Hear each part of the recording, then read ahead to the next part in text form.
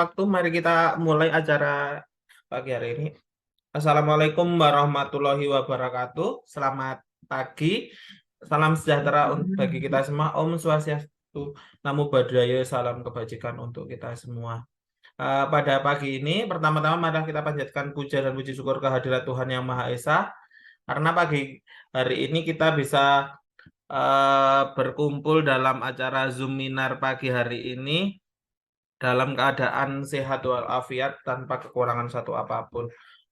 Pada pagi hari ini kita melaksanakan acara rutin kita di IGD, yaitu untuk memperkaya ilmu kita.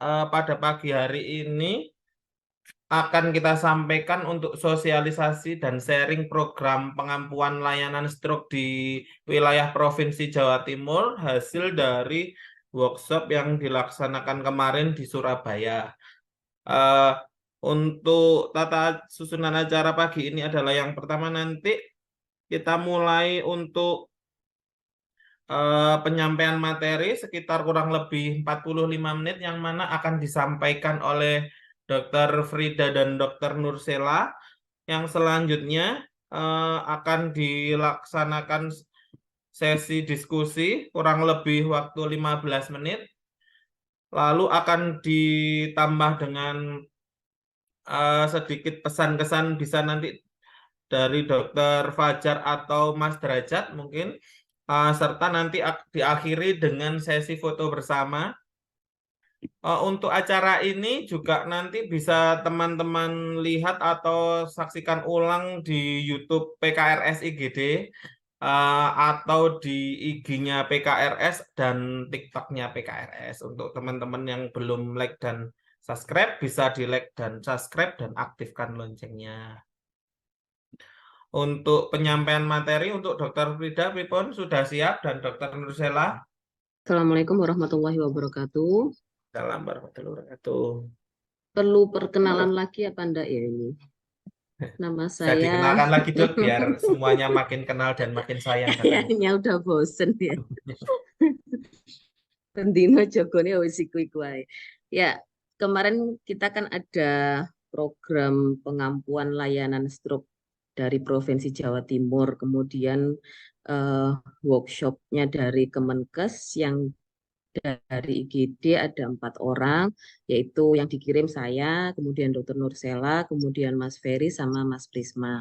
Kemudian ada beberapa lagi supervisor dari bedah saraf, kemudian dari neuro sama dari radiologi. Lanjut slide. Ya, kenapa sih kok penting sekali pengampuan ini? Jadi gini, di Jawa Timur itu sekarang lagi ini program baru sebenarnya. Program dari Kemenkes baru tahun 2022 kalau nggak salah, sesuai dengan undang-undangnya. Itu kita dibagi menjadi beberapa zona. Dan Jawa Timur utamanya adalah dari Sutomo, kemudian Rumah Sakit Utama Saiful Anwar, Paripurna maksud saya. Rumah Sakit Paripurnanya dari Sutomo, utamanya dari Saiful Anwar, dan ada beberapa rumah sakit yang lain dari kabupaten dan provinsi, milik provinsi. Dari tahun 1990 sampai 2019 itu stroke masih tingkat pertama ya. Jadi kematian tertinggi dan juga penyakit jantung. Kemudian di sebelahnya ada tentang penyakit-penyakit yang menimbulkan beban pembiayaan yang besar, berhubungan sama BPJS, kemudian yang lari ke luar negeri itu juga banyak sekali. Nah, kenapa tidak jika semua peralatan dan sumber daya manusia yang ada di Indonesia dimaksimalkan dan semua pasien-pasien yang lari ke luar negeri bisa ke Indonesia lagi. Lanjut. Slide Mas Ferry. Oke, bentar, Dokter. Nah, ini penting banget. Jadi kemarin itu membahas tentang golden period dari stroke. Jadi stroke di Indonesia itu 3 dari 1.000 orang beresiko mengalami stroke per tahun. Kemudian 15% penderita stroke beresiko meninggal. 65% penderita stroke beresiko mengalami kecacatan. 1 dari 50 orang memiliki aneurisma otak yang belum pecah. Jadi banyak sekali ya. Kemarin itu eh, kita kemarin dicontohkan dengan rumah sakit di Vietnam. Jadi di sana itu ada rumah sakit khusus yang menangani stroke dan mereka bagus sekali respon dari hasil outcome-nya. Itu banyak yang tidak mengalami kecacatan, kemudian karena mereka golden period-nya sangat-sangat dikejar. Kurang dari lebih 500.000 orang di dunia meninggal setiap tahunnya karena aneurisma. Slide. Nah, ini kemarin yang diberitahukan kepada kita skema pengampuan stroke. Jadi paripurna itu ada rumah sakit Sutomo, kemudian kita termasuk rumah sakit yang utama, rumah sakit provinsi, rumah sakit madya ada juga di bawah kita, kemudian ada yang tingkat dasar. Kemarin kalau nggak salah dari rumah sakit eh, Kanjuruhan itu juga ikut, kemudian kalau yang dari Malang itu cuman Kanjuruhan aja. Kemudian ada juga yang dari Jember, kemudian dari Jawa Timur semuanya ikut ada di sana. 21 kalau nggak salah. Ini kriteria stratifikasi rumah sakit jejaring stroke. Jadi kapan dikatakan paripurna, kapan dikatakan utama, madya, dan dasar. Kalau kita utama, jadi dokter spesialis neurologi itu ada 3 orang yang purna waktu, kemudian intervensi stroke purna waktu itu ada 1 orang, kemudian bedah saraf itu cuma 1 orang, kemudian perawat terlatih stroke minimal 5 orang. Kita nggak tahu ya, kayaknya lebih kalau di Rumah Sakit Saiful Anwar atau mungkin tidak tercatat atau bagaimana. Lanjut. Kriteria stratifikasi rumah sakit. Nah, ini target kita dalam 1 tahun itu melakukan memiliki kode stroke yang pertama, yaitu bisa diaktifasi 7 kali 24 jam.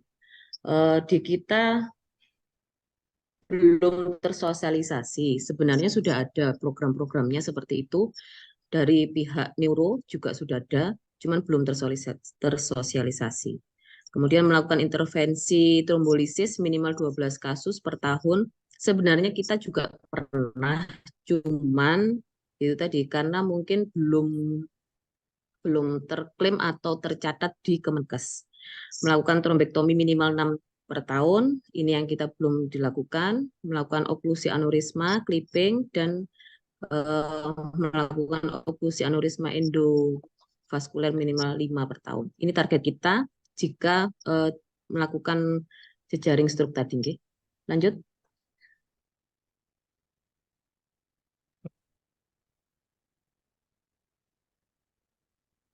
Ternyata pengampuan pelayanan stroke baru ada tahun 2023, bukan 2022, maaf.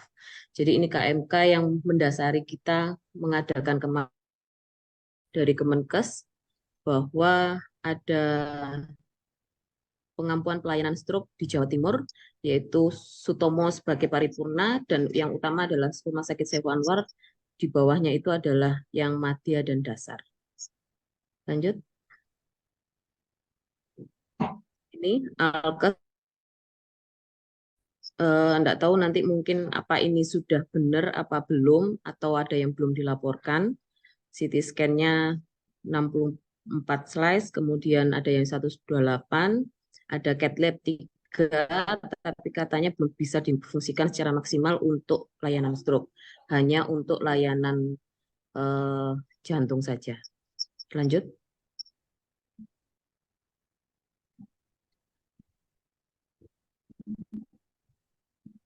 Ya, ini untuk stratanya Rumah Sakit Saiful Anwar adalah yang utama, kode stroke juga harusnya sudah dilakukan sosialisasi, sudah pernah dilakukan coiling, clipping belum, ASCAP stroke juga sudah harusnya, kode stroke sudah aktif, dan pelatihan-pelatihan yang lain juga sudah difungsikan. Lanjut.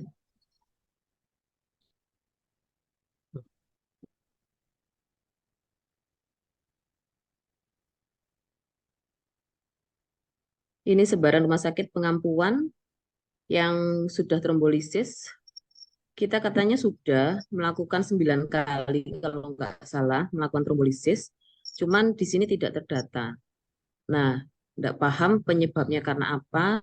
Mungkin karena belum di atau mungkin pasiennya umum jadi tidak di cover sama BPJS atau bagaimana, saya juga kurang paham. Lanjut. Nah, ini untuk monitoring dan evaluasi indikator keberhasilan pengampuan. Yang pertama adalah indikator proses terlaksananya kegiatan pengampuan sesuai dengan target, kemudian terlaksananya pelatihan kepada rumah sakit yang diampu kemarin sudah dilakukan, terlaksananya program peningkatan kapasitas SDM sudah dilakukan juga, presentasi kelengkapan infrastruktur, terlaksananya program di rumah sakit yang diampu, terlaksananya penggunaan sistem informasi, kemudian indikator outcome-nya menurunnya laju kenaikan kematian akibat stroke, terselenggaranya layanan stroke di setiap rumah sakit, terbangunnya sistem stroke. Jadi intinya adalah target kita yang tadi itu 12 melakukan intravenous trombolisis minimal 12 kasus, kemudian aktifnya kode stroke, kemudian yang ketiga adalah trombektomi minimal 6 per tahun, melakukan oklusi aneurisma atau clipping minimal 5 per tahun, dan melakukan oklusi aneurisma endovaskular minimal 5 per tahun. Jadi di sini ada seperti apa sistem pelaporan, seperti indikator mutu gitu dari eh, rumah sakit otak, pusat otak itu ya, yang di Jakarta, itu yang melaporkan setiap berapa kasus yang sudah dilakukan trombolisis dan clipping yang lainnya. Begitu, lanjut. Kemudian indikator pelayanan, pasien stroke hiperakut kurang dari 4,5 jam. Kemudian dilakukan pemeriksaan CT scan stroke, itu kurang dari 30 menit. Karena kita rumah sakit rujukan, jadi pasien stroke hiperakut kurang dari 4,5 jam rasanya sangat mustahil untuk kita tangkap. Tapi ya kita berusaha supaya bisa tercapai kurang dari 4,5 jam itu bisa dilakukan langsung trombolisis. Pasien stroke iskemik dengan onset kurang dari 4,5 jam mendapatkan terapi RTPA intravena.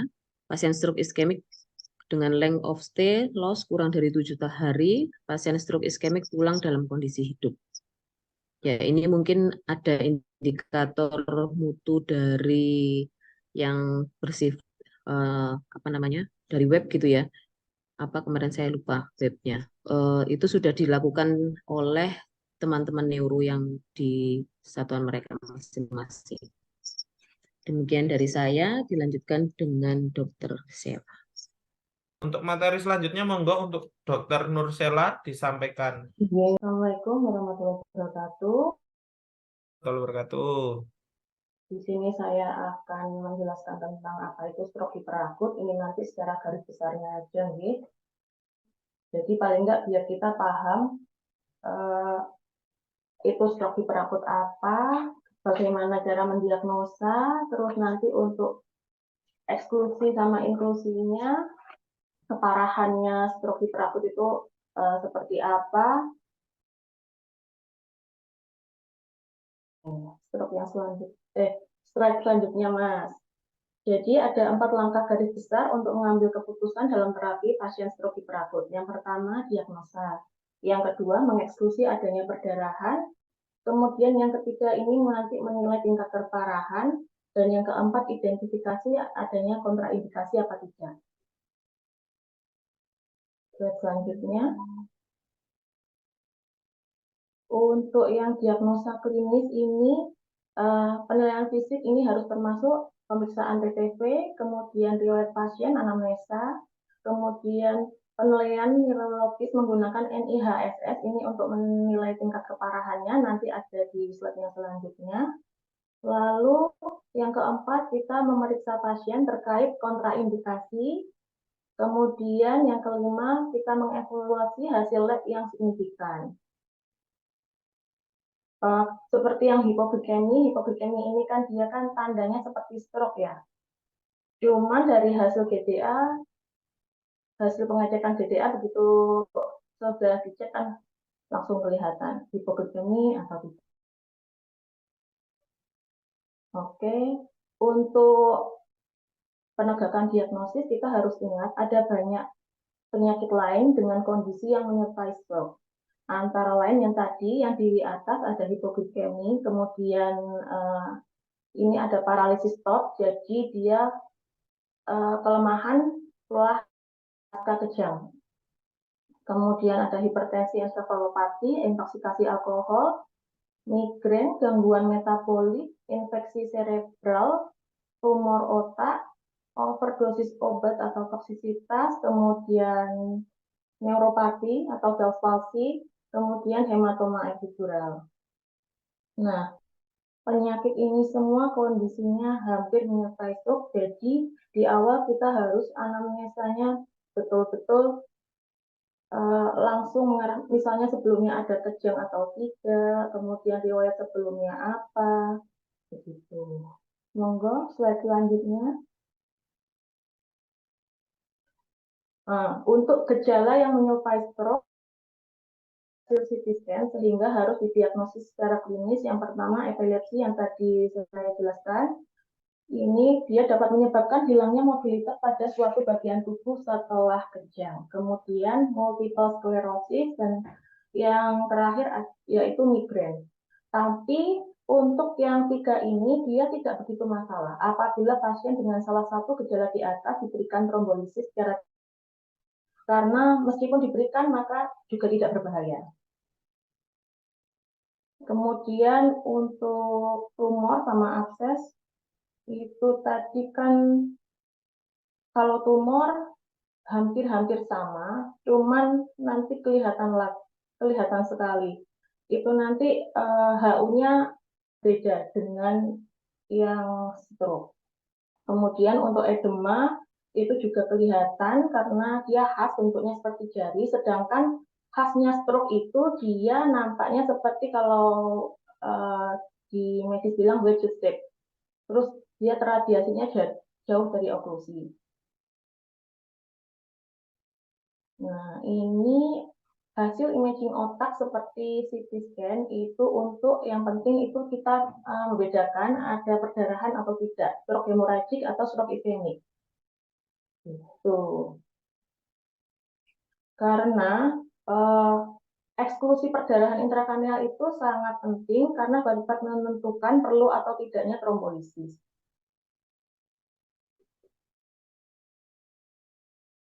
Contohnya CT scan pada perdarahan intracerebral. Nah, ini nanti yang bagian radiografernya sama radiologinya yang lebih paham ya Mas untuk nilai-nilai HU-nya. Cuman untuk kalsifikasi sama perdarahan itu biasanya kelihatan banget. Kalau kalsifikasi dia berada di bagian ventricle. Kalau yang untuk perdarahan itu nanti biasanya tidak berada di bagian ventricle. Sudah, selanjutnya. Nah, ini yang kelihatan banget CT imaging in stroke. Yang pertama yang ischemic, dari normal ke hipotens kelihatan banget. Kemudian untuk yang hemorrhagic, dia nampaknya hipertens. Tapi untuk yang awal-awal ini kadang ada beberapa yang belum kelihatan di CT scan. Nah, untuk menilai tingkat keparahan ini ada beberapa skor untuk menentukan keparahan sama outcome-nya nanti dari stroke ischemic akut itu tersebut. Seperti NIHSS, itu nanti di slide selanjutnya ada tabelnya lengkap, ada 11 item kalau nggak salah, kemudian kalau yang tengah ini seperti MCA teritori, jadi itu untuk dari hasil CT scan menentukan keparahan atau enggaknya. Lebih dari sepertiga MDA biasanya kita tidak direkomkan melakukan trombolisis. Tapi ini kurang oke. Kemudian yang selanjutnya aspek CT ini dia singkatan dari Alberta Stroke stroke program early CT score, jadi dia juga menilai tingkat keparahan berdasarkan hasil CT scan. Ini yang banyak dipakai. Nah, ini yang NIHSS. Ada 11 item yang dianalisis, skornya dari 0 sampai 42. Terus interpretasi skornya itu berdasarkan kita ngeceknya ke pasien. Ini nanti dibantu untuk yang di prakteknya nanti dibantu oleh perawat. Jadi harusnya di rumah sakit ini sudah ada print-printan yang seperti ini sehingga nanti kita tinggal nyelorin. Untuk NIHSS kurang dari 5 itu tidak direkomkan trombolisis karena ringan. Kemungkinan bisa membaik sendiri, jadi untuk trombolisis tidak dilakukan. Begitu. Slide selanjutnya. Oh, sebentar Mas. Kembali lagi. Yang NIHSS tabelnya. Nah, ini kan ada tingkat kesadaran, kemudian gerakan mata atau gaze, kemudian visual atau lapang pandang, kemudian yang keempat paresis wajah, kemudian yang kelima motorik lengan, yang keenam motorik tungkai, kemudian yang ketujuh ini adanya ataksia, anggota gerak, yang kedelapan ini sensorik, kemudian yang 9 ini bahasa terbalik, ini kayaknya kurang tepat. Jadi aslinya ini kalau Inggrisnya ini dia best language. Jadi kita ditunjukkan, pasien ditunjukkan sebuah gambar. Di gambar itu pasien disuruh mendeskripsikan di gambar itu ada apa, kemudian barangnya itu apa aja. Jadi ini kayaknya kurang tepat kalau ditranslatekan jadi bahasa terbalik. Begitu. Kemudian yang 10 dysarthria dan yang ke-11 ini pengabaian atau inatensi. Sampun lanjut. Slide selanjutnya. Nah, ini yang selain NIHSS, kita kan bisa menilai keparahannya menggunakan CT imaging. Ada dua metode umum. Yang pertama, aturan sepertiga MCA atau middle-cerebral artery, kemudian ada yang pakai aspek atau Albretta score tadi. Untuk yang sepertiga MCA, dia keterbatasannya yaitu kita susah mengestimasi volumenya karena tiap spesialis itu antar pengamat itu pasti ada variabilitas. Kemudian dia tidak memperhitungkan kepentingan fungsional dari bagian yang berbeda. Jadi kalau di aspek itu semisal midbrain sama pons itu skornya ada 2 masing-masing. Kalau yang lainnya 1. Jadi kepentingan fungsionalitas dari bagian yang berbeda itu dia ikut dimasukkan. Tapi kalau yang seperti MGA itu tidak. Lanjut. Nah, ini kenapa kita butuh mengidentifikasi adanya kontraindikasi untuk pelaksanaan trombolisis. Karena yang pertama kalau tidak tepat itu akan meningkatkan resiko perdarahan. Kemudian yang tadi tingkat keparahan, semisal NIHSS-nya kurang dari 5 atau lebih dari sepertiga MCA, kalau kurang dari 5, kenapa harus ditrombolisis? Karena dia kemungkinan bisa membaik tanpa adanya trombolisis. Kemudian kalau lebih dari sepertiga MCA, itu karena dilakukan trombolisis atau trombektomi itu tidak akan membantu karena terlalu parah. Jadi itu pentingnya kita menilai tingkat keparahan. Kemudian pasien yang tidak stabil karena nanti bakal menyebabkan penyulit di prosedur trombolisisnya. Kemudian usia. Ada usia tertentu yang dikontraindikasikan untuk trombolisis, nanti ada di slide berikutnya. Kemudian yang paling onset gejala, begitu onsetnya lebih dari 4,5 jam, oke, tidak masuk kriteria untuk trombolisis. Jadi ini listnya kontraindikasi pemberian trombolisis IV pada pasien menurut AIS, AH, atau ASA 2018. Jadi yang pertama, gejalanya dimulai lebih dari 4,5 jam sebelum infus trombolisis dimulai. Atau waktu onset gejalanya tidak diketahui. Atau udah baseline, tengah-tengah 4,5 jam. Kemudian pasien yang hasil CT scan-nya ada bridging. Kemudian ada riwayat operasi intrakranial atau spinal dalam 3 bulan terakhir. Kemudian riwayatnya pernah perdarahan intrakranial atau sudah menunjukkan gejala yang konsisten dengan SAH. Kemudian dia ada riwayat stroke iskemik dalam 3 bulan terakhir. Ada neoplasma disertai perdarahan. Kemudian sudah diberikan treatment LMWH dalam 24 jam terakhir. Kemudian platelet count-nya kurang dari 100.000, INR lebih dari 1,7, APTT lebih dari 40, atau PT-nya dia lebih dari 15 detik.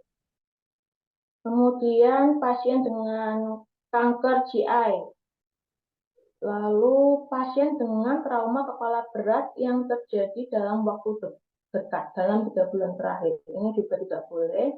Kemudian pasien dengan kecurigaan terasosiasi dengan pembedahan lambung aorta, adanya endokarditis,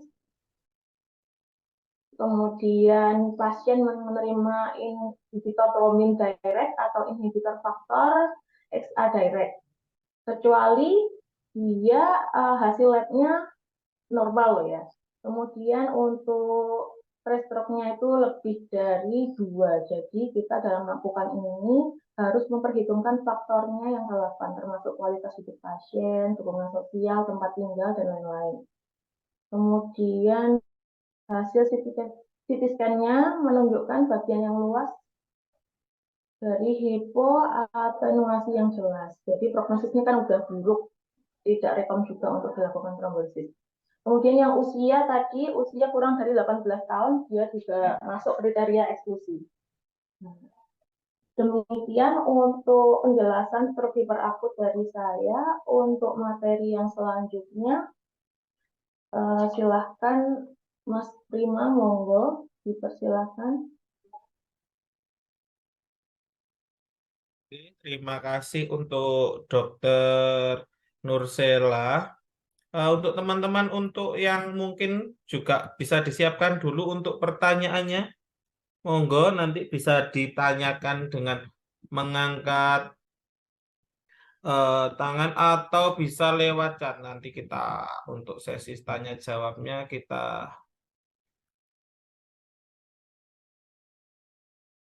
untuk materi selanjutnya akan saya wakili karena Mas Prisma lagi berhalangan hadir karena ada keperluan.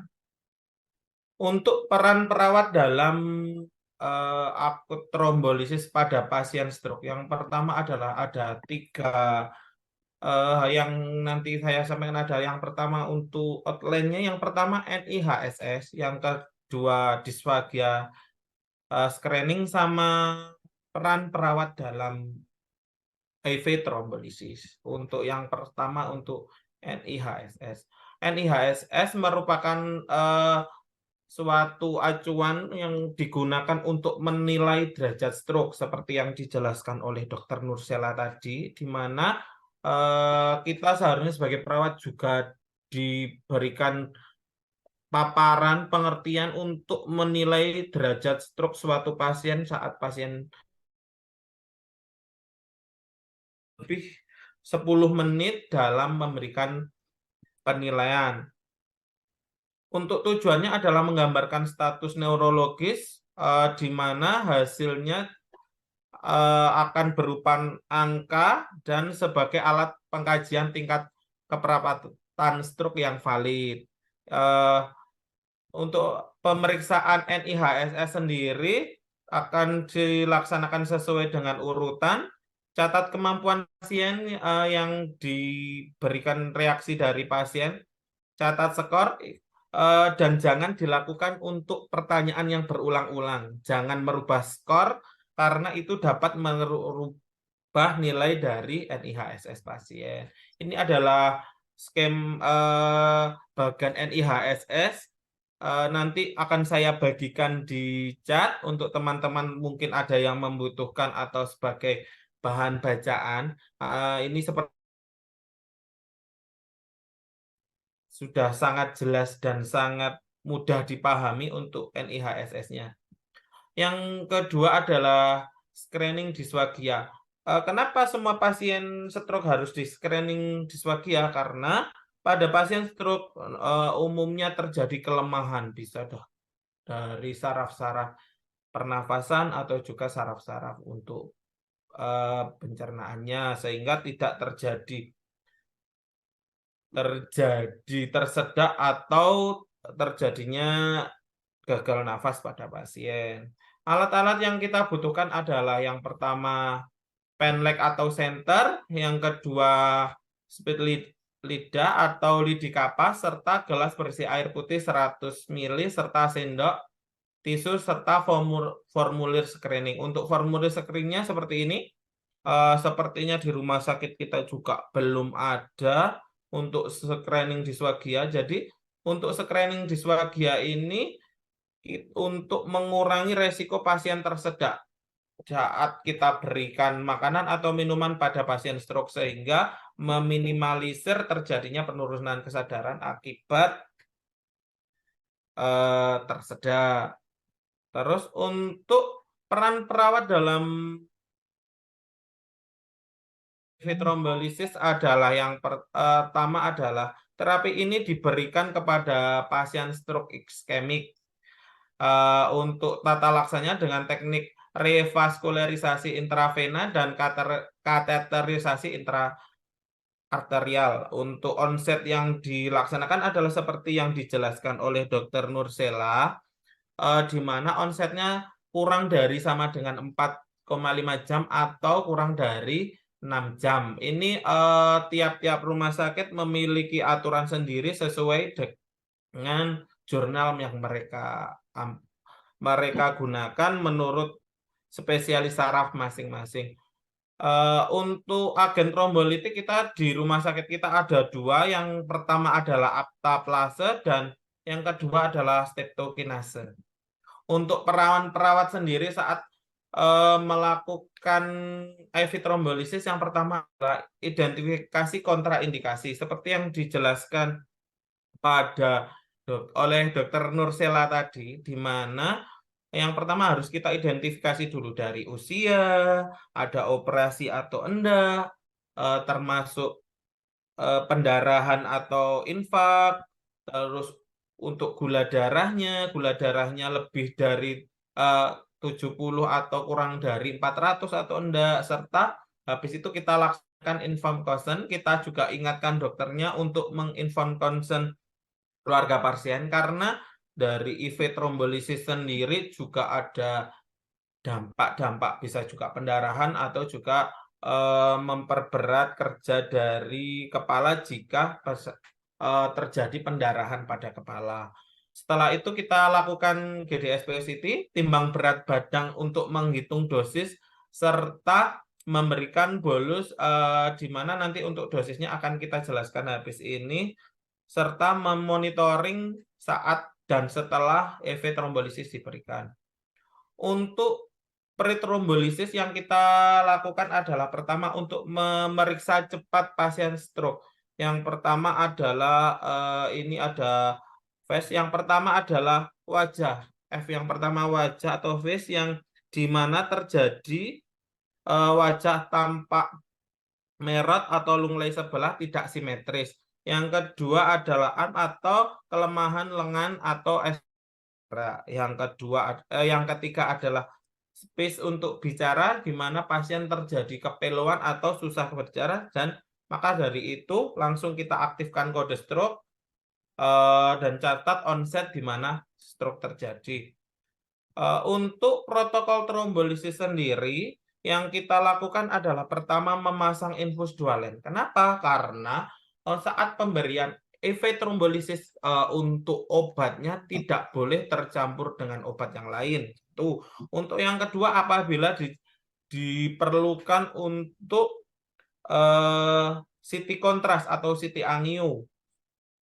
Terus setelah melakukan IV trombolisis, kita juga melakukan monitoring kepada pasien, di mana nanti monitoringnya dapat dilakukan saat IV 15 menit sekali, setelah nanti habis itu 30 menit sekali dan 45 menit sekali. Untuk contoh penghitungan EV trombolisis nanti ini biasanya untuk dosisnya yang menentukan adalah dari dokter neuro atau dokter saraf kita. Biasanya untuk dosisnya adalah 0,9 mg per kilogram berat badan.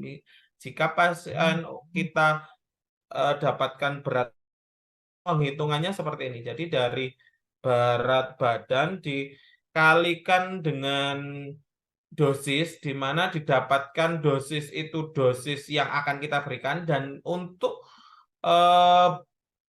yang pertama kita akan boluskan 10% dari total dosisnya. Jadi dari 45 ini kita ambil 10%. Setelah kita bolus, nanti untuk yang 90%-nya kita drip selama 30 menit. Untuk ini adalah monitoring dari saat kita memberikan IV trombolisis, di mana setiap pertama kita observasi untuk 1 sampai 2 jam pertama adalah setiap 15 menit. Selanjutnya untuk jam ketiga sampai jam ke-8 adalah 30 menit. Dan untuk jam selanjutnya sampai 24 jam adalah 1 jam sekali. Untuk monitoring sendiri yang kita nilai adalah yang pertama adalah GCS, terus pemeriksaan pupil, pemeriksaan kekuatan otot, tanda-tanda vital, NIHSS setelah kita bandingkan sebelum dilakukan IV trombolisis, setelah dilakukan, dan 24 jam setelah dilakukan IV trombolisis. Dan kita juga catat apakah ada dari pasien sendiri, apakah ada nyeri kepala, mual muntah, untuk kesadarannya, apakah terjadi komplikasi pendarahan, laporkan untuk kolaborasi dengan dokter neuro atau dokter sarafnya. Adapun monitoring sendiri untuk adalah seperti ini. Ini sama persis seperti kardek yang miliknya ICU atau HCU. Jadi yang di dalamnya itu ada tensi, untuk GCS, dan juga respon dari pasien. Demikian untuk materi yang kita sampaikan. Mungkin ini nanti untuk teman-teman, monggo yang ada pertanyaan bisa angkat tangan atau lewat chat. Sebentar saya cek, sepertinya tadi sudah ada yang bertanya. Sebentar. Nah, ini dari Bu Wahyu. Ada satu pertanyaan untuk dokter, mau disiapkan. Izin bertanya dari Bu Wahyu mengenai sistem rujukan, apakah nantinya semua pasien stroke yang ada indikasi tindakan akan dirujuk semua ke RS utama. Yang kedua, apakah RSSA juga bisa melakukan rujukan ke RS Utomo ataupun sebagai rumah sakit paripurna, mengingat beberapa minggu ini pasien stroke terpotong. Mana tadi? Nah, ini. Mengingat beberapa minggu ini ruangan stroke unit dan HCU di RSSA sering penuh. Dokter, mungkin ada yang mau menjawab, sambil teman-teman yang ingin bertanya, monggo disiapkan pertanyaannya. Monggo Bu Dokter. Nggih, matur nuwun Mbak Wahyu, sekalian curhat ya. Jadi betul ruangannya curhat banyak yang Mbak penuh, Wahyunya. pasiennya nggak bisa masuk. Jadi gini, sesuai sama KMK yang tahun 2023 tadi tentang pengampuan pelayanan stroke tanggal 11 Mei 2023, ada beberapa rumah sakit melakukan sampai intravenous trombolisis sampai trombektomi. Jadi diantaranya adalah RSUD Haji Provinsi, kemudian Rumah Sakit Umum Daerah Kabupaten Kediri itu juga bisa, Rumah Sakit Dr. R. Kusmo Tuban, kemudian Rumah Sakit Subandi Sidoarjo juga bisa, Blambangan bisa, Kanjuruhan itu juga bisa melakukan IV trombolisis.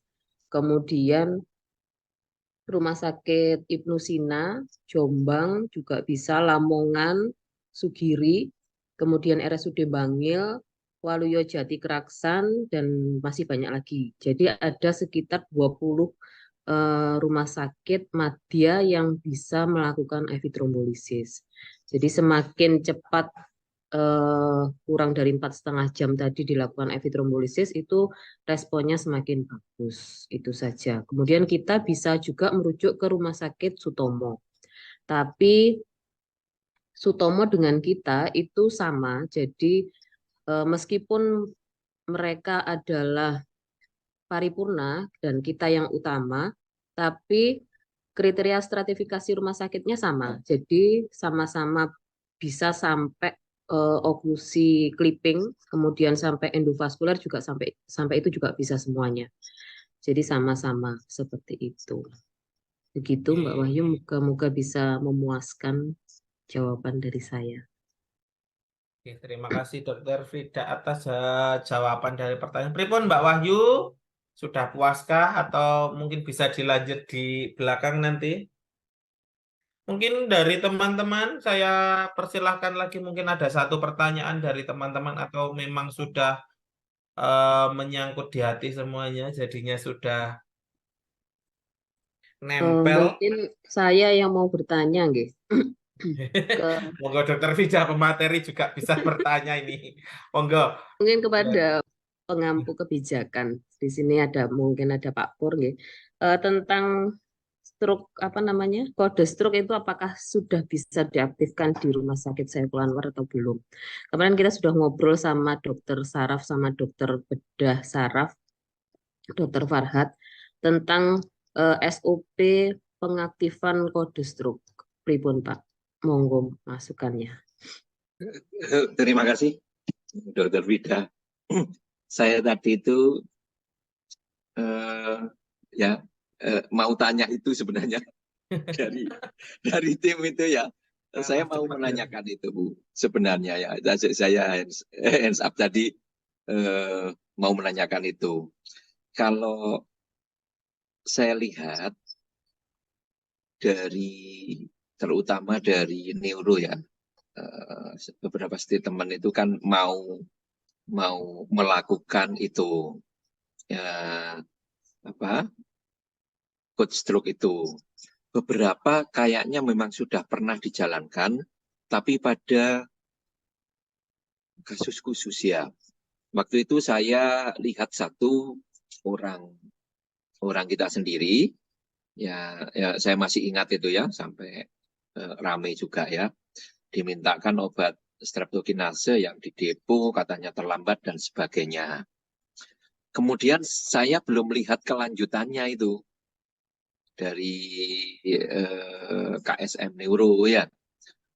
Saya belum tahu penentunya untuk bahwa ini akan ada code stroke di IGD itu kerjasama dari mana saja. Dalam arti apakah ini ada sounding dari KSM Neuro, kemudian bedah saraf bersama dengan EM ataupun dalam hal ini atau ke IGD, ini juga masih belum jelas.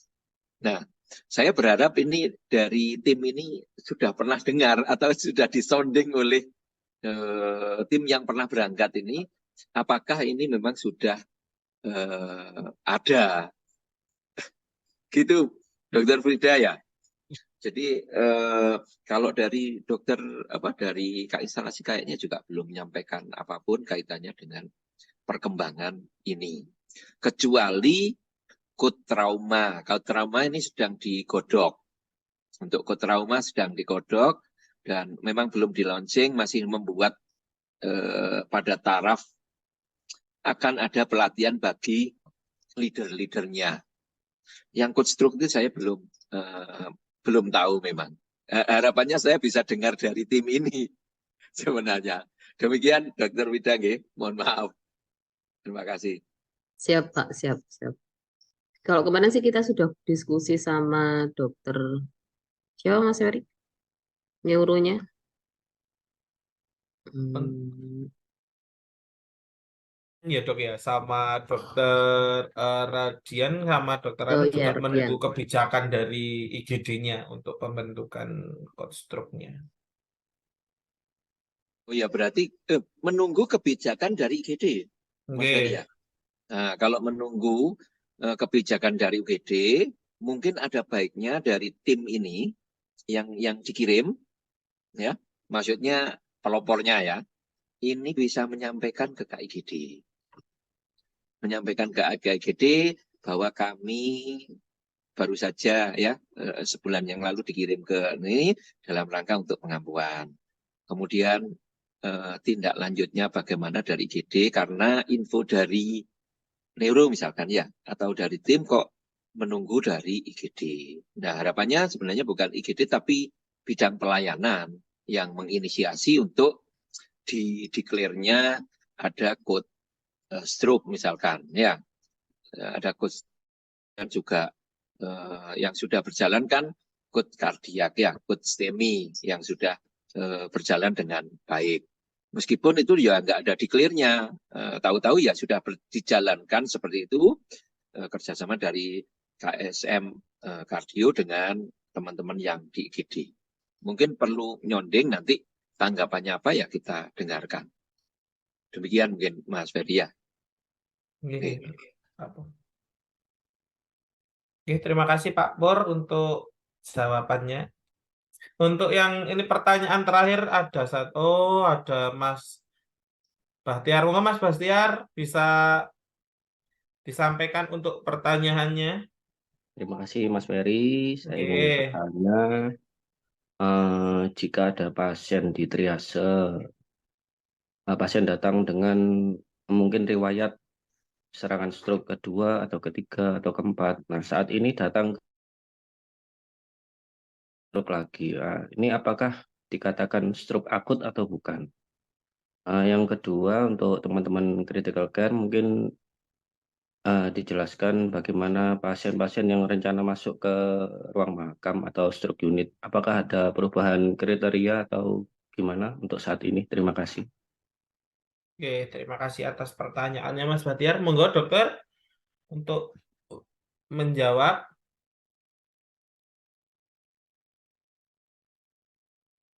Siapa untuk dokter Fridan atau dokter Nursela mungkin ada masukan jawaban dari Mas Bahtiar.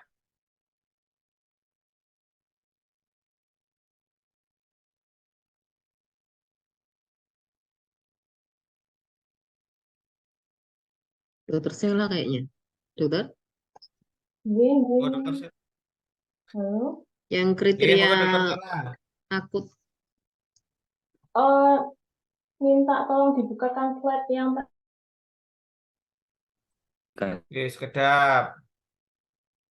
kontraindikasi. Sedap saya cari dulu.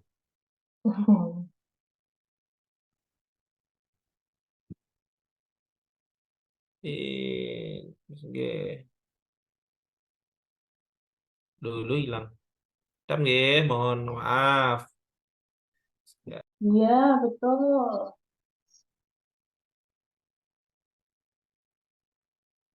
sebentar.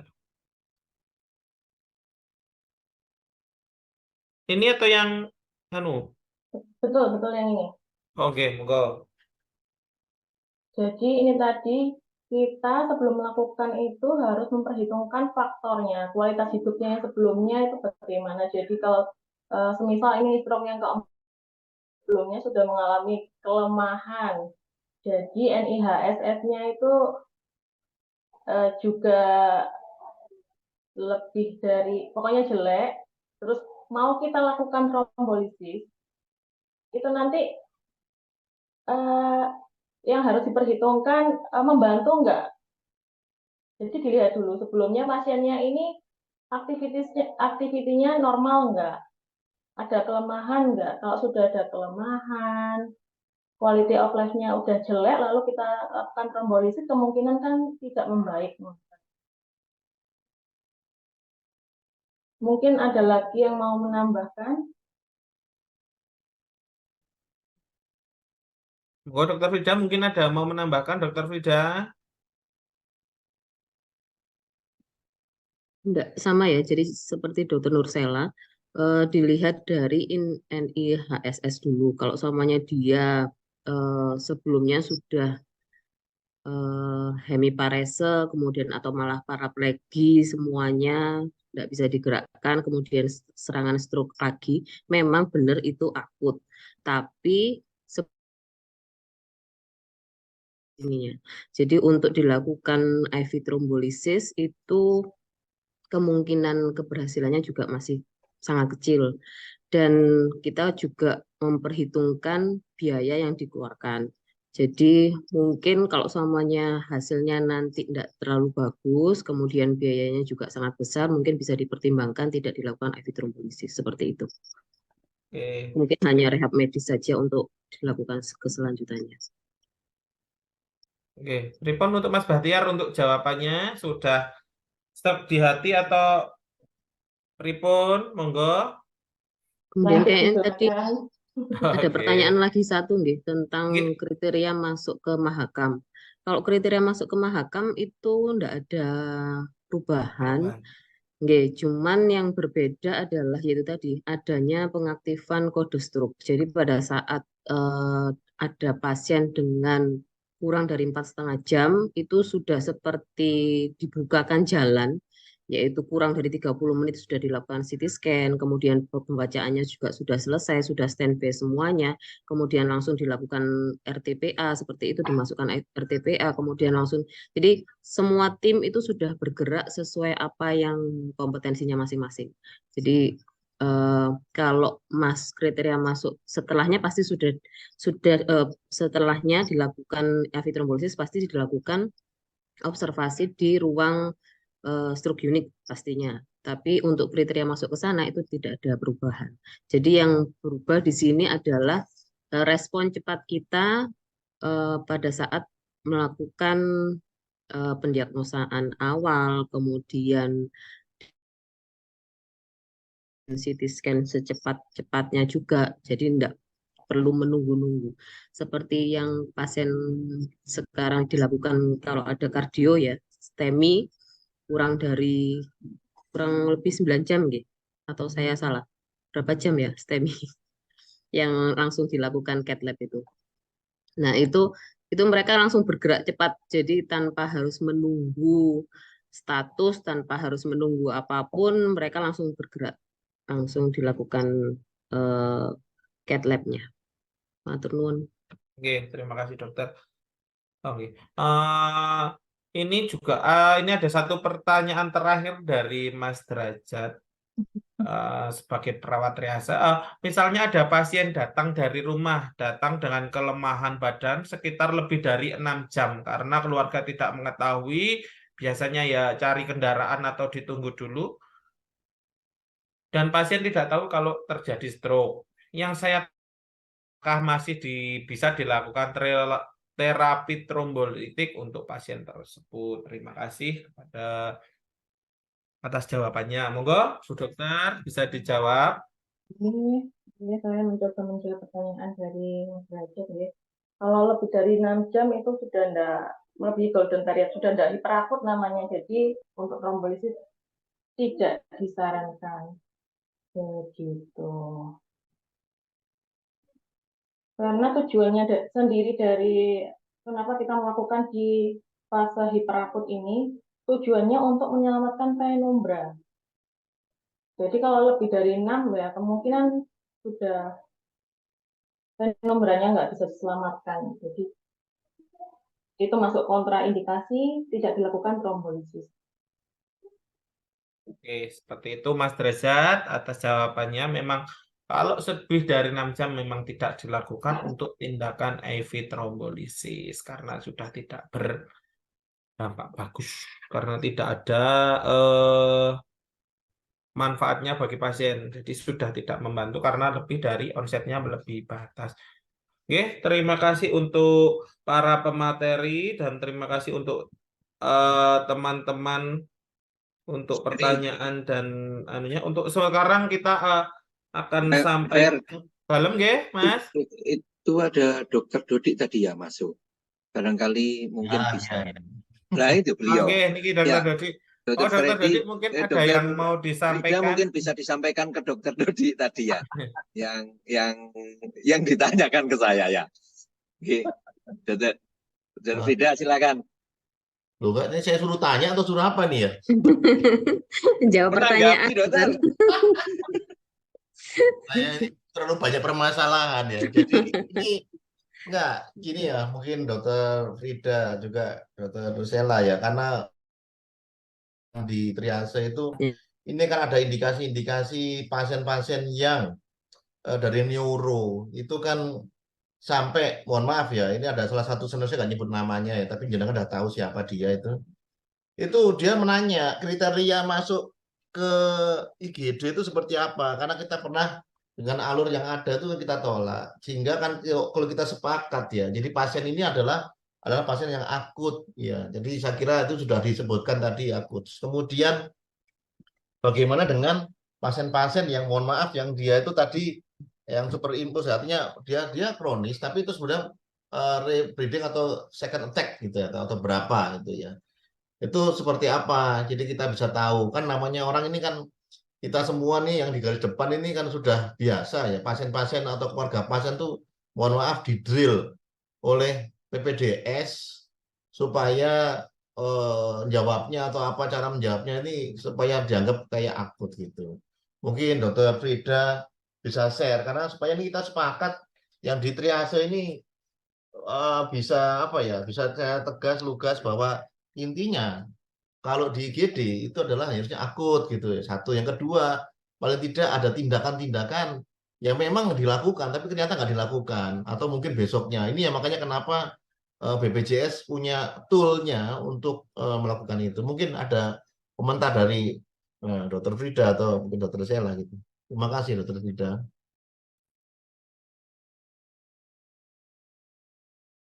Monggo Dokter Frida, halo. mungkin bisa ternyata ditampilkan ditanya. lagi kriteria kontraindikasi tadi, nggih. Kriteria kontraindikasi. Oh, guys, sebentar. Ini nggak nggak di-share-kan ya materinya Boleh, Dok. ya. Nggih, sekedar dokter Mas saya Ferry. siapkan untuk materinya. Ini sangat bagus ya untuk kita, dari kita, untuk kita semua. Ya. Oke, jadi ini dokter kemarin itu ini tentang IV trombolisis. Jadi kriteria berdasarkan guideline-nya di 4,5 jam tentang IV trombolisis. Cuman bukan kriteria masuk IGD. Kalau masuk IGD mungkin ada kriteria-kriteria yang lain. Kalau ini kan untuk penata laksanaan IV trombolisisnya. Jadi harus kurang dari 4,5 jam itu tadi. Kemudian ini untuk kriterianya usianya kurang dan enggak. Kemudian pasien dengan bukan perdarahan. Nah, tapi kan bukan kriteria masuk IGD.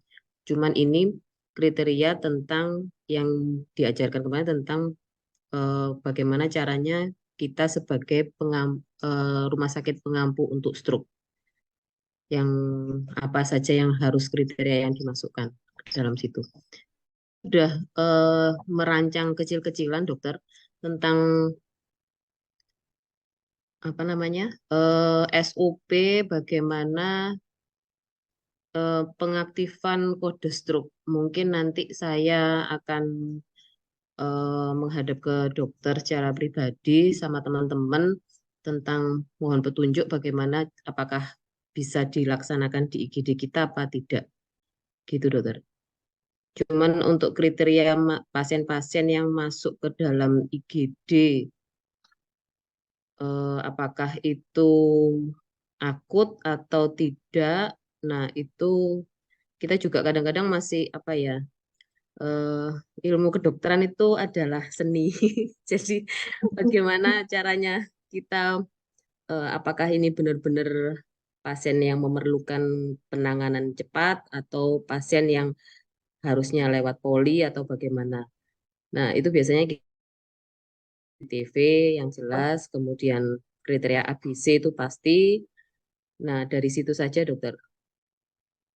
Jadi biasanya antara satu dokter triase dengan dokter triase yang lain biasanya ada perbedaan pastinya karena eh, apa namanya yaitu tadi ilmu kedokteran adalah seni. Oke, Mohon terima petunjuk kasih. dokter. Mungkin ya, dokter Sela Ya. mungkin ada nggak disebutkan ya. Jadi hanya ini aja ya. Di kemarin itu hanya masalah stroke ya. Jadi ini kasusnya semua yang sifatnya di neurologi ya. Kayak kemarin pasien sudah 1 minggu, tapi ternyata hanya di IGD itu hanya diberi apa istilahnya dilakukan pengambilan darah dan LP. Tindakan LP kan tidak harus di lumbar fungsi kan tidak harus di IGD, bisa di ruangan. Jadi makanya waktu itu kita tolak ya karena itu tadi ya. Jadi ada juga yang terang-terangan MRS-nya dari IGD lah. Kenapa MRS itu kenapa nggak dari sana gitu ya.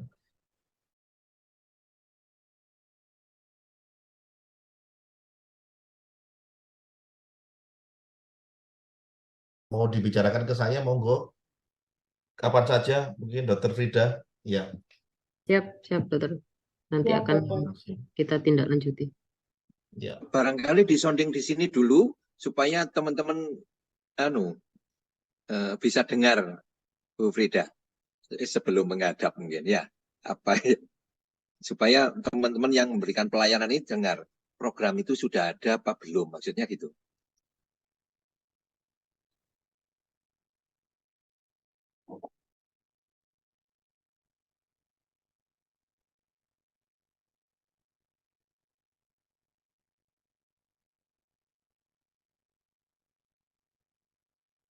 Ini tadi Saya kan di ya WA-nya Mas Ferry mungkin bisa di share screen. Oh, Oke, sebentar dokter, saya carikan dulu sekedap.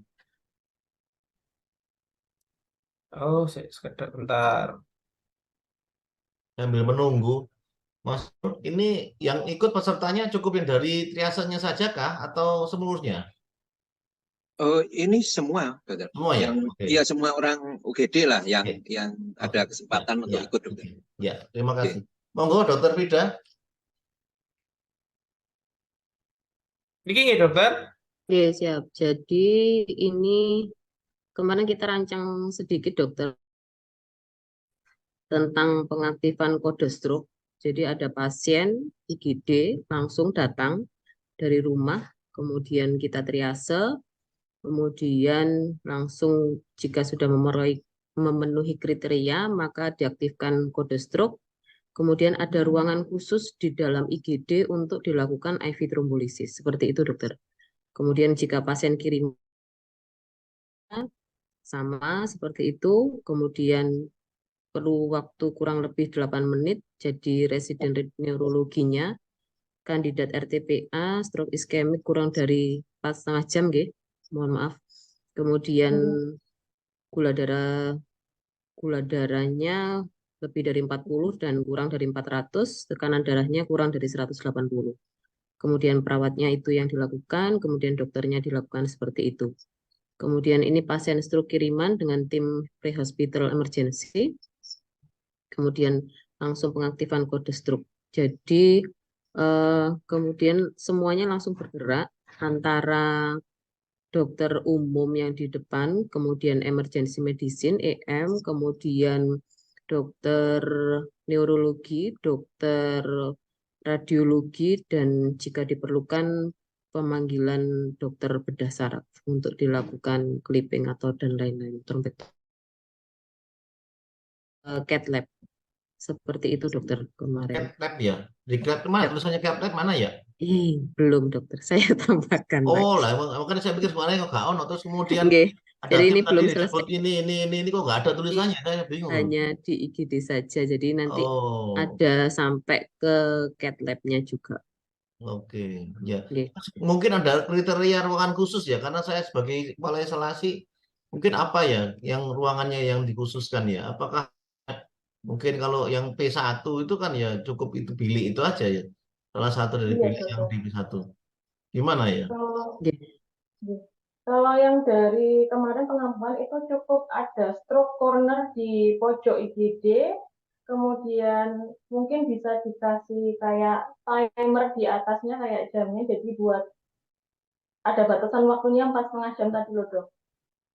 Oke, yang mengaktifkan timer itu siapa ya? Mulai dari mana ke mana ya? Mungkin saya mohon dibantu. Kayak kemarin itu timer tuh siapa yang ngeklik gitu ya? Kayak kemarin kan begitu ada, mohon maaf, guru kita kena langsung karena itu di WA ya, grupnya kita untuk yang pre-hospital, langsung saya sudah siapkan itu, begitu datang langsung saya siapkan karena jam 7, makanya saya sudah apa namanya, sudah wanti-wanti ke sana untuk nunda untuk jadi pada waktu pas datang udah siap langsung di situ kan, tanpa harus menunggu neuro. Jadi malah neuro begitu datang ada, tinggal silakan Anda baca, silakan Anda langsung laporkan. Jadi saya tinggal ini aja, saya tinggal selesai karena pasien hemodinamik stabil, selanjutnya diambil alih oleh mereka. Cuma pertanyaan saya, siapa yang mengaktifkan timernya ini dan mulai dari mana? Mungkin nanti pertanyaan-pertanyaan itu tolong dititipkan ke ini ya, ke mungkin apa tim atau apa ya, definisinya itu mau dari mana. Kemudian jangan dihilangkan lagi, mohon maaf, ini tadi itu. Oh gitu ya. Sekedap. Jadi Ya. ini supaya kita sebagai tim dari apa namanya, stroke, jadi meskipun kita bukan orang-orang neuro, tapi kita memang sudah biasa melakukan itu. Jadi ini mohon Oke. untuk yang di daerah triase ya, ini kan ada daftar. Ada dokter triase atau yang semua petugas di triase itu sudah langsung melakukan yang namanya ini dia apa, GD stick. Jadi semua pasien yang kita curigai stroke tidak boleh langsung dilakukan langsung ini vonis stroke beneran, sampai dibuktikan itu tidak. Dengan cara apa? Salah satu yang paling cepat adalah POCT ya. POCT. Jadi kita sudah langsung cepat, langsung Oke. dapat, tensinya pun juga sudah terlihat. Hati-hati, mohon maaf, hati-hati khusus untuk yang orang tua, ini pitfallnya luar biasa nih banyak. Karena kalau orang tua itu ada atrofi, brain atrofi, ada pendarahan, dia nggak akan bisa memunculkan yang namanya tensinya dia naik, kemudian apa namanya, bradikardia atau apa, nggak bisa ya, karena ada space ya, ruangan khusus yang sehingga akhirnya butuh pendarahan yang cukup banyak baru muncul tanda-tanda TIK-nya meningkat ya. Jadi hati-hati orang tua, itu satu ya. Yang kedua adalah gedestik harus sudah dilakukan. Nah, kalau yang kita paket yang di EM itu adalah ECG. Jadi harapannya adalah dari ECG kalau yang bisa menyebabkan stroke adalah yang AF ya, atrial fibrilasi. Mungkin nanti yang dokter dan perawat triase ini sudah melakukannya dulu. Sekali lagi, jadi kita ini sudah apa namanya, sudah menjadi untuk satu tim, dan ini sudah menjadi suatu kebiasaan dan suatu ya, saya kira untuk yang stroke ini nggak ada masalah. Saya kira itu. Mungkin itu ya Dokter Silda ya. Jadi mungkin untuk teman-teman perawat juga sudah bisa melakukan untuk ini semua. Terima kasih Dokter Frida, monggo dilanjut. Sampun dokter dari saya. Monggo Dokter apa? Oke. Terima kasih untuk Ya. Dokter Dodi, Dokter Frida dan Dokter Nursela atas masukan dan materi yang diberikan. Untuk selanjutnya mungkin ada kata-kata mutiara atau kata-kata penutup dari Dokter Fajar. Monggo Dokter Fajar. Sedikit kita masuk ke sesi selingan kultum. Sesi yang kita usahakan kita mulai dari yang bulan lalu dan kita usahakan untuk rutin setiap bulan juga diadakan. Bulan lalu kita sudah memulai dengan topik sesi kita yaitu topiknya bersyukur. Hari ini kita beralih ke topik yang lain. Nah, saat ini kita memulai dengan topik dari cinta. Sebenarnya apakah itu cinta? Cinta definisinya sangat luas. Tapi yang utama adalah lebih dari sekedar sayang. Dan dia cinta itu biasanya wujudnya, maaf, kita cinta itu terhadap sesuatu yang jelas wujudnya. Misalkan makhluk hidup, manusia seperti pasangan kita, keluarga kita, anak kita, atau peliharaan kita, atau mungkin bahkan harta benda kita yang kita cintai secara berlebihan.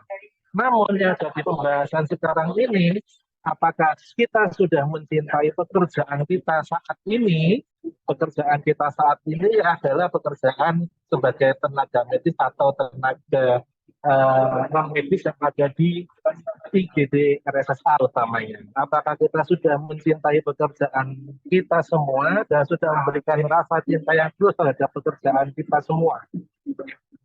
Seperti yang kita lihat di dua karakter ini, tetap saya gunakan SpongeBob. SpongeBob ini bekerja di Krusty Krab sudah lama, sejak saya itu sekolah SD kelas 6 tahun 2000 sampai sekarang dia masih bekerja di Krusty Krab sebagai koki. Selama 20 tahun dia bekerja di Krusty Krab dengan gaji yang kita tidak tahu, tapi dia tetap setia dan sangat cinta terhadap pekerjaannya. Dia dibayar berapapun oleh bosnya, yaitu Mr. Krab, dia tetap setia dan loyal terhadap pekerjaannya. Di sisi yang lain juga ada karyawan yang lain di Krusty Krab, yaitu Squidward. Squidward ini kerjanya juga setia, tapi juga asal-asalan. Kadang sudah tidur di tempat kerja, tapi juga tidur itu kerja sebetulnya. Jadi tidur di tempat kerja itu sah atau tidak ya sebetulnya ya. Tidur kerja, tapi tidur juga karena kerja. Berarti biasa ya. Itu tergantung dari kita memilih karakter seperti SpongeBob atau Squidward dalam bekerja. Nah, ini realita di pekerjaan kita memang tak terhingga, macam kasih ibu, tak terhingga sepanjang masa ada kerjaannya. Kerjaan satu belum kelar, satu lagi sudah datang. Belum lagi tanggal merah yang lain libur, yang kitanya masuk tetap bekerja melayani pasien. Lah, itu dedikasi yang luar biasa. Kalau kita tidak cinta sama pekerjaan kita, ya otomatis kita sudah merasa berat untuk mengerjakan itu semua. Tidak ada cinta, tidak ada keikhlasan. Yang ada hanyalah rasa capek.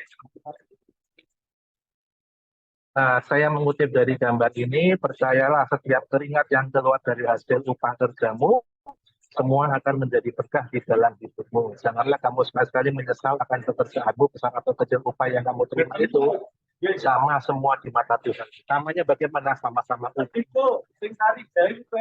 Jadi upahnya tetap sama-sama upah. Seperti misalkan kita bekerja, pekerjaan kita itu sebetulnya nilainya itu 2 juta rupiah, tapi kita mendapat gaji sebesar 5 juta rupiah. Maka bukan tidak mungkin yang 3 juta rupiah itu akan diambil lagi oleh Allah Subhanahu wa Ta'ala atau Tuhan berupa kejadian yang lain, misalkan sakit atau yang lain-lain.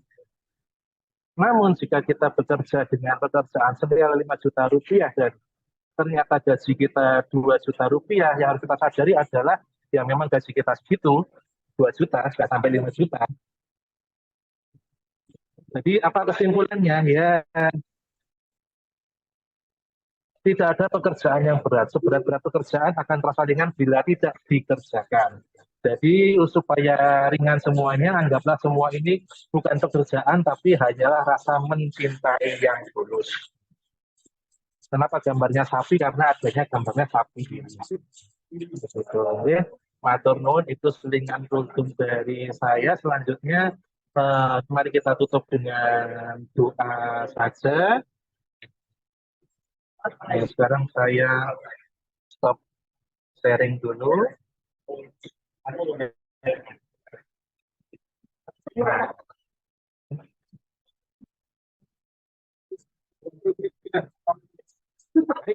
Mari kita berdoa bersama-sama menurut agama dan keyakinan kita masing-masing.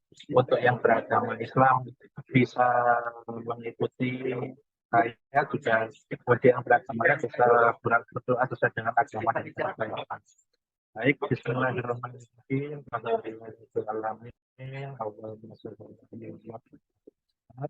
Ya Allah, terima kasih Engkau telah berikan kami kesehatan pada hari ini sehingga kami bisa bekerja dan melaksanakan muslimat ini dengan lancar tanpa ada hambatan. Jadi karena pekerjaan kami ini adalah pekerjaan yang barokah, pekerjaan yang selalu lancar memberikan manfaat bagi kami, bagi keluarga kami, juga bagi orang-orang yang kita tolong sebagai pasien. Ya Allah, semoga pekerjaan ini menjadikan kami sebagai orang-orang yang bersyukur atas semua rezeki darimu ya Allah. Semoga kami bisa orang-orang yang mensyukuri semua rezeki mu.